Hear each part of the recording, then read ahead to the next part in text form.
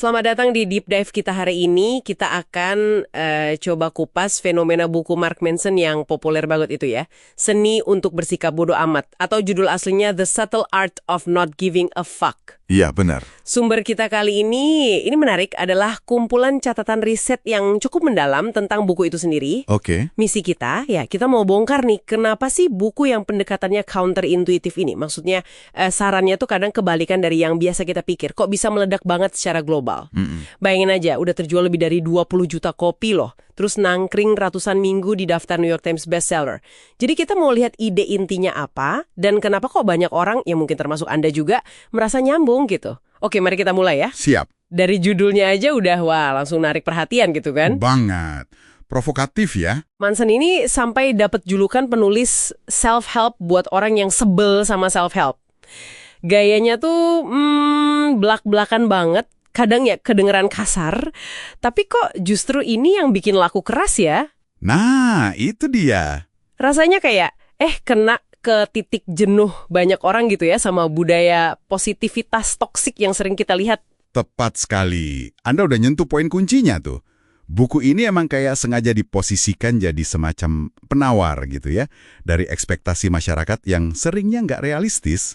Ekspektasi kayak gimana tuh? Yaitu tuntutan buat harus selalu happy, suksesnya luar biasa, populer, yang terus-terusan didorong apalagi sama medsos dan budaya konsumerisme kan? Iya juga sih. Jadi, ini tuh bukan sekedar buku biasa, tapi kayak cerminan kerinduan orang akan sesuatu yang lebih jujur, lebih, membumi gitu, walaupun kadang pahit didengar.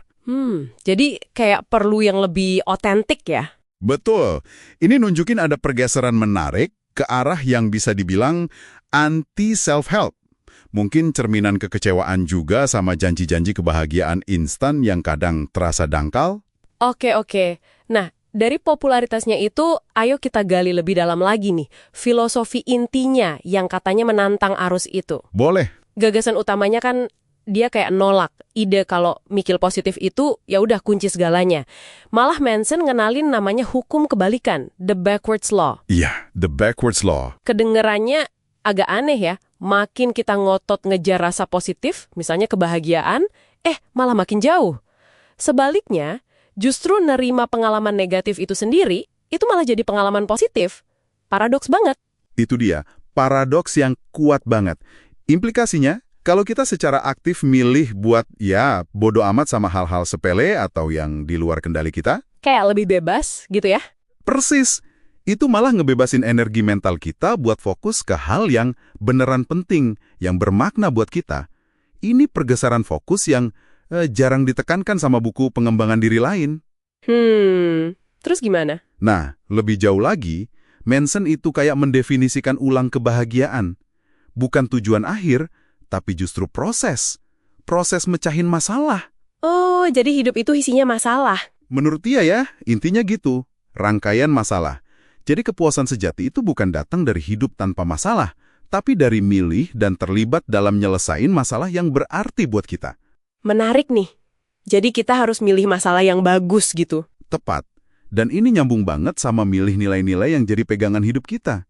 Manson ngebedain nih. Ada nilai baik yang realistis, bisa kita kontrol, dampaknya langsung. Misalnya jujur, rendah hati. Oke. Sama nilai buruk yang bergantung faktor luar. Nggak bisa kita kontrol, kayak popularitas atau harus selalu benar. Oke. Jadi fokus ke yang bisa dikontrol ya? Iya. Terus ada juga konsep kunci, falasi, tanggung jawab kesalahan. Intinya, kita mungkin nggak salah atas kejadian buruk yang nimpa kita.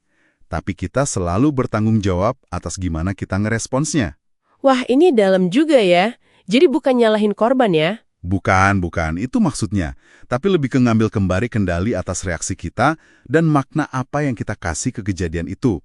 Pendekatan ini sebenarnya ada akarnya loh di konsep psikologi kayak resiliensi.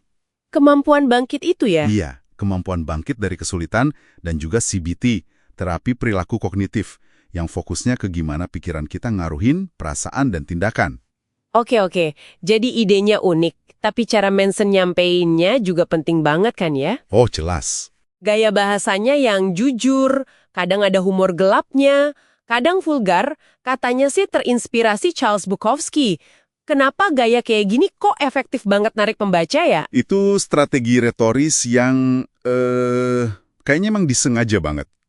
Bahasa yang kesannya kasar tanpa filter itu fungsinya buat motong kebisingan. Kebisingan pesan motivasi klise gitu. Nah, itu dia. Jadi kayak nyiptain aura kejujuran yang radikal gitu. Ini kena banget, terutama buat generasi yang mungkin udah capek sama basa-basi dan tekanan buat nunjukin citra sempurna terus di era digital ini. Iya sih, tekanan medsos itu gede banget. Betul. Jadi di tengah dunia yang serba dikurasi, pesan buat bersikap bodoh amat sama hal-hal tertentu, itu rasanya kayak, pembebasan psikologis, bebas dari tuntutan validasi eksternal yang nggak ada habisnya. Hampir kayak katarsis gitulah. Wih, oke. Dampaknya memang kelihatan gede ya sampai dibikin film dokumenter segala. Tapi ya namanya juga fenomena besar, pasti ada juga pandangan yang beda kan? Nggak semua orang langsung klik sama pesan atau gaya Manson ini. Benar sekali. Pasti ada pro kontranya. Sementara buku ini banyak dipuji karena nyegerin genre self-help, nawarin perspektif yang lebih realistis, penting juga buat kita lihat spektrum penerimaannya secara, utuh gitu. Jadi ada kritik juga? Ada. Sumber-sumber kita nyatet, ada kritik yang muncul dari sebagian pembaca dan pengulas. Beberapa itu nyinggung soal apa yang dianggap contoh atau bahasa yang bernada misoginis atau ngerendahin perempuan di beberapa bagian buku. Oh gitu ya? Ada juga yang mempertanyakan relevansi nasihatnya buat orang yang nggak punya privilege kayak Manson. Dianggap kurang peka sama isu struktural, gitu. Masuk akal juga sih kritiknya. Kritik lain juga nyebut ada potensi penyederhanaan berlebih. Konsep filosofis atau psikologis yang sebenarnya kompleks, jadi kayak disederhanain banget. Nah, kita sampaikan ragam pandangan ini secara netral ya, sebagai bagian dari gimana buku ini diterima dan didiskusikan di masyarakat. Oke, bagus itu. Jadi, setelah kita bongkar semua ini nih, apa artinya buat Anda yang dengerin? Intisari dari deep dive kita kali ini, buku Manson itu pada dasarnya kayak ajakan buat lebih sadar milih perjuangan hidup kita. Terus ya nerima kalau kesulitan itu bagian yang nggak bisa dihindarin dari hidup. Dan ngalihin fokus ke satu hal yang benar-benar bisa kita kendalikan, yaitu respons dan pilihan sikap kita sendiri. Betul. Dan ini mungkin bisa jadi mancing satu pertanyaan reflektif yang penting buat Anda bawa pulang nih. Sesuatu yang nggak secara eksplisit dibahas di sumber kita. Pertanyaan apa tuh? Sampai sejauh mana sih fokus ke tanggung jawab internal, ke perubahan pola pikir pribadi ini, bisa secara efektif ngejawab atau ngatasin tantangan-tantangan gede yang asalnya dari faktor eksternal, atau masalah sistemik yang ada di luar kendali langsung kita sebagai individu? Wah, itu pertanyaan bagus banget buat direnunkan. Ya, sebuah pemikiran lanjutan aja, buat Anda eksplorasi sendiri.